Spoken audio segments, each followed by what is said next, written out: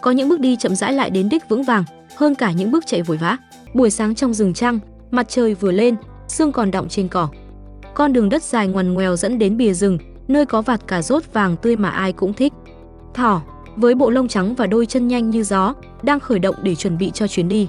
Ốc sên, nhỏ bé và mang chiếc vỏ nặng sau lưng, cũng bò ra khỏi hốc lá.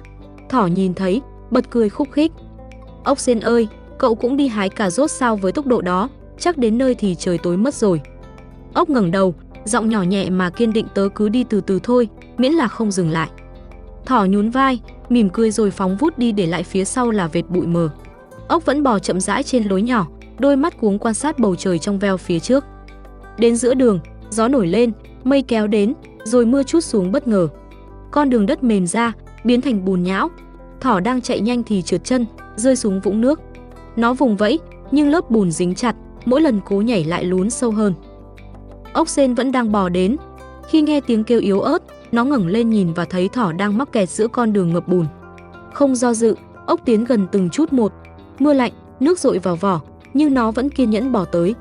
Mỗi đoạn là một nỗ lực, một dấu vết nhỏ nhưng bền bỉ. Thỏ thở gấp, hoảng hốt, cứu tớ với, ốc ơi, tớ không ra được.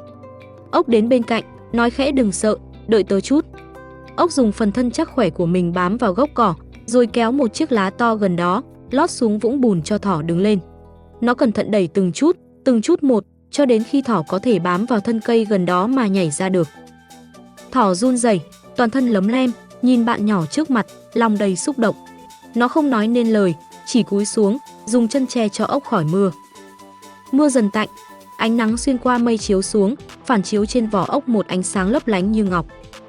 Thỏ nói nhỏ, cảm ơn cậu. Tớ đã luôn nghĩ nhanh mới là giỏi, nhưng hóa ra có những điều chỉ người chậm rãi mới làm được. Ốc mỉm cười, giọng hiền, tớ không giỏi hơn cậu đâu. Tớ chỉ không dừng lại, dù đường có dài đến đâu. Cả hai tiếp tục cùng đi. Thỏ không chạy nữa, nó bước chậm theo nhịp bò của ốc. Khi đến được bìa rừng, trời đã chiều, nhưng ánh hoàng hôn làm con đường trở nên thật đẹp. Thỏ bẻ một củ cà rốt chia cho bạn. Cả hai cùng ăn, vừa cười vừa nhìn mặt hồ phản chiếu bầu trời hồng rực. Từ hôm đó, thỏ không còn cười nhạo ốc nữa. Mỗi khi thấy ai đi chậm, nó luôn nhớ đến buổi mưa hôm ấy và câu nói mà ốc từng nói, không dừng lại nghĩa là vẫn đang tiến về phía trước.